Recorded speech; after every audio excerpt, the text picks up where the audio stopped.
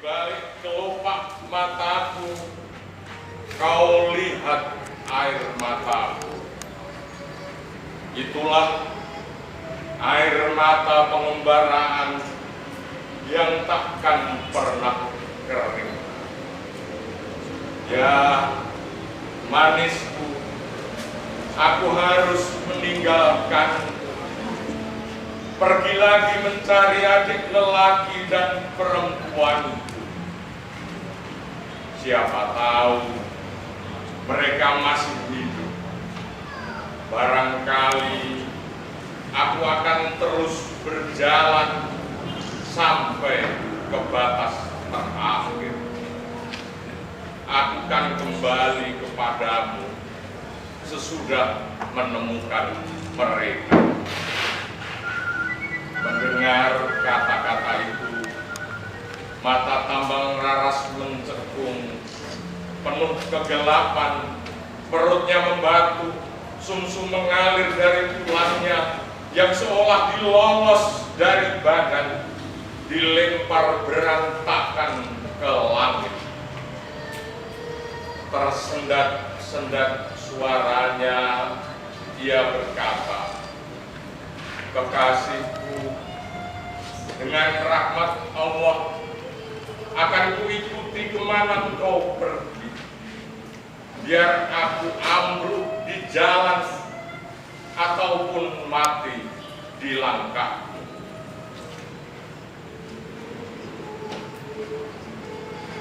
Bulan menuju malam, Amongrogo meniduri Tambang Raras di ranjang bidadari dan membanjiri tubuhnya dengan air mata. Perlahan Amongrogo undur diri dari kelelapan istrinya dan menaruh dua bantal di kanan dan kiri kepalanya. Diselimutkan kain peraduan ke atas tubuh telanjangnya bagai kafan bagi senggama mereka. Kemudian ia mencium lembut istrinya di matanya yang terkabur dalam sebuah bisikan. "Wassalam sari mungilku, aku pergi mengembara." Ditulisnya surat kepada Tambang Raras, "Kekasihku, di jalan ada perjumpaan dan sua kembali, tetapi kita berjalan sendiri-sendiri. Kubawa ragaku menempuh kemegahan Sulo, dan kamulah Tambang Raras Sulo itu. Kau mengira aku pergi, padahal aku mengembara di dalam dirimu."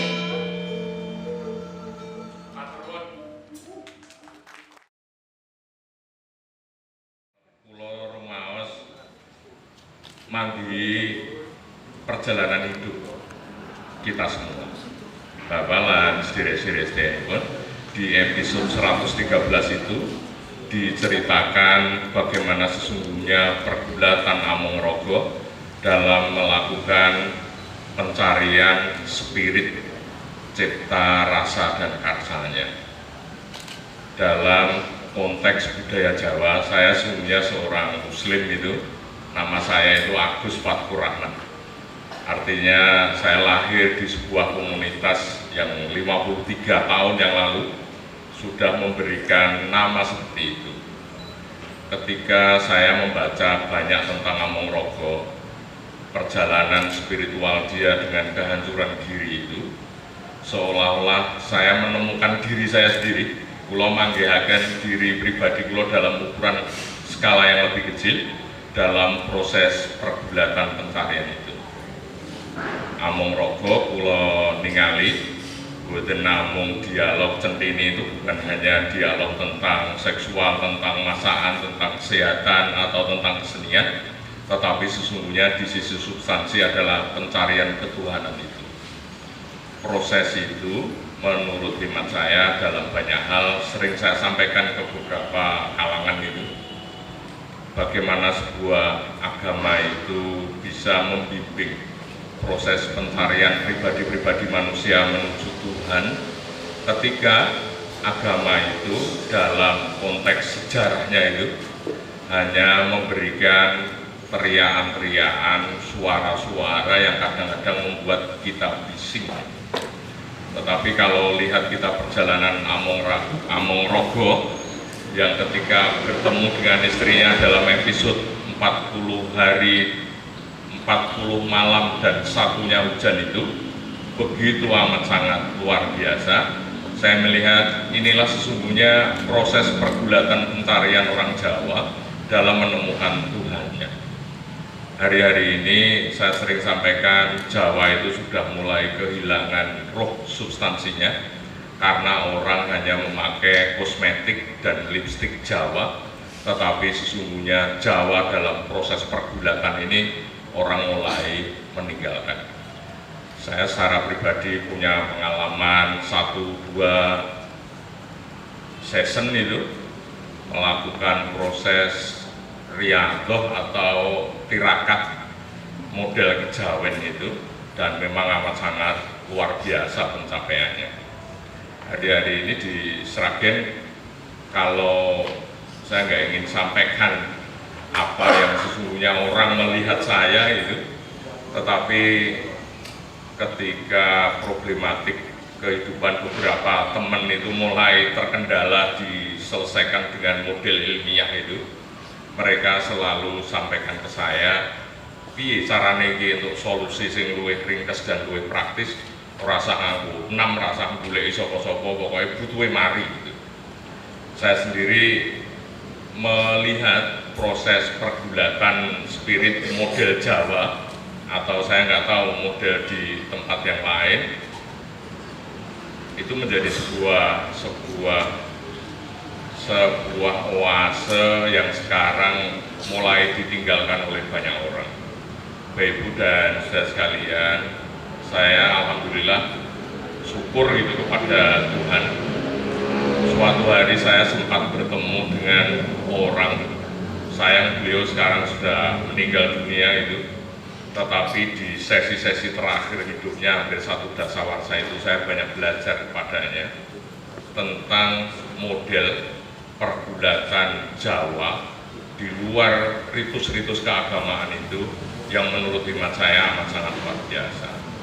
Semakin melengkapi keyakinan saya tentang ketauhidan, tentang keesaan Tuhan itu menjadi sesuatu yang luar biasa. Karena dulu di awal ketika saya ditanya buat apa belajar sesuatu yang tidak ada gunanya itu, beliau mengingatkan ke saya, ketika kamu sudah melangkah maka kamu tidak akan bisa balik kembali. Persis seperti ketika Among Rogo melakukan pergulatan, meskipun di cover dengan pencarian kepada kedua adiknya, tetapi saya melihat itulah sesungguhnya proses pergulatan spiritual kita bersama. Bapak Ibu dan saudara sekalian, proses itulah yang menurut hemat saya sekarang orang-orang Jawa mulai kehilangan jejaknya. Dan kalau komunitas rekan-rekan senior ini melakukan proses kajian dan telaah Centini itu menjadi sesuatu yang amat sangat berarti bagi masa depan. Hanya problematiknya ketika kita memahami Centini dalam konteks berkesenian, konteks dalam pemahaman seksualitas Jawa dan yang lain-lain, kita masih bisa mencari banyak guru, tetapi ketika kita mulai melakukan pencarian spirit itu di Jawa, saya melihat orang mulai kehilangan paragon atau contoh-contoh konkretnya. Saya ingin sampaikan di Sragen, apalagi ini menjelang pilkada itu, di rumah saya itu isinya menawi saben dalu ngoten, isinipun si tiang saking pundi kemawon, kebanyakan juga membawa sarang Mas Agus tindak dukun kono, kiai kono, dan yang lain-lain, 1-2 saya turuti. Semalam saya itu sempat hampir 1 jam di sebuah makam keramat di Sragen itu, diantar oleh kiai dan murid-muridnya itu. Saya itu sampai sejam di ruang tertutup yang sumpeknya bukan main. Saya mengatakan dalam hati kecil saya, orang Jawa tidak butuh waktu terlalu lama untuk menemukan ilham kehidupannya. Among-Rogo itu sudah melakukan pencapaian tertinggi yang tentunya sulit kita gapai, apalagi perbulannya yang sangat luar biasa. Tetapi saya melihat salah satu solusi real konkretnya, saya memang agak pesimis dengan agama-agama formal yang ada.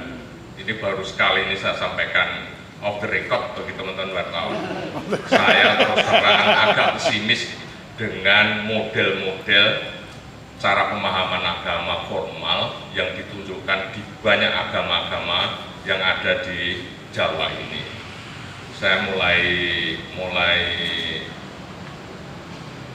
misalnya saya sebagai muslim Jumatan itu, saya tidak pernah mendengarkan khutbah Jumat itu, karena khutbah itu tidak pernah mereka hayati, hanya mereka itu seperti orang berbicara.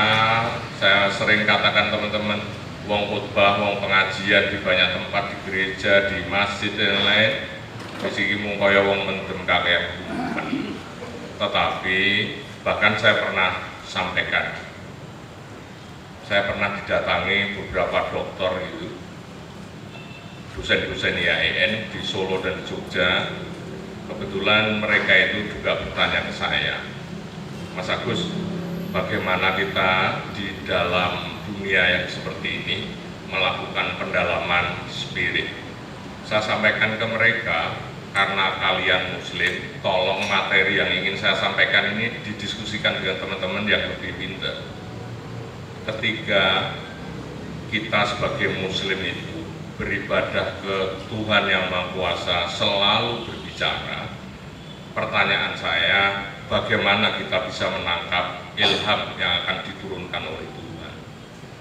Persis juga pertanyaan saya ke teman-teman Nasrani dan yang lain-lain, bagaimana kita selalu berbicara dan mendengarkan khotbah, tapi kita juga melakukan pembicaraan literasi secara vokal gitu terus-menerus, bagaimana kita bisa menangkap kesejatian hidup kita.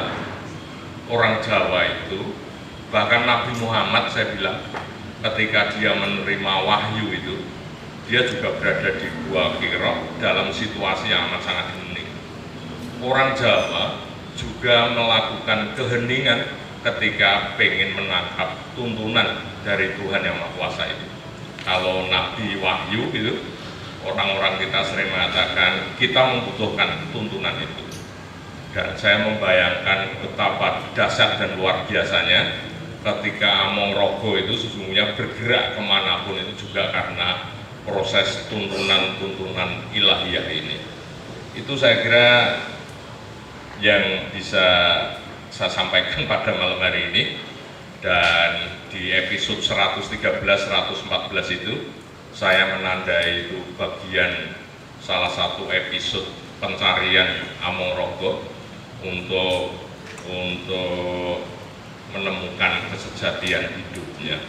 Saya kira itulah, makanya saya bersemangat ketika Mbak Pin sampaikan ke saya, Mas Agus kowe maca iki ning museum gitu. Saya berangkat selain ini untuk refreshing, saya berbulan-bulan ngeluh, gagas pilkada, gagas politik. Hari ini saya iso moco itu, iso seger di pikiran dan perasaan saya. Saya nggak latihan, sore tadi saya nyoba dengan Mbak Pin di Pendopo, dicoba pisan nanti. Saya di Pendopo, Madines itu lah coba itu. Tadi sore saya moco, awak saya merinding kabeh karena dalam tingkat yang lebih sederhana, pergulatan Among-Rogo itu yang saya kerjakan selama beberapa waktu terakhir ini. Saya kira itulah yang bisa saya sampaikan. Kirang langkungipun kula nyuwun pangapunten awit subuhing pemahaman raos kula pilih nanging mari kita diskus lebih jauh, dan Pak Prapto saya kira bisa memberikan arahan, Mas Dwi dan yang lain-lain. Matur nuwun. Assalamualaikum warahmatullahi wabarakatuh.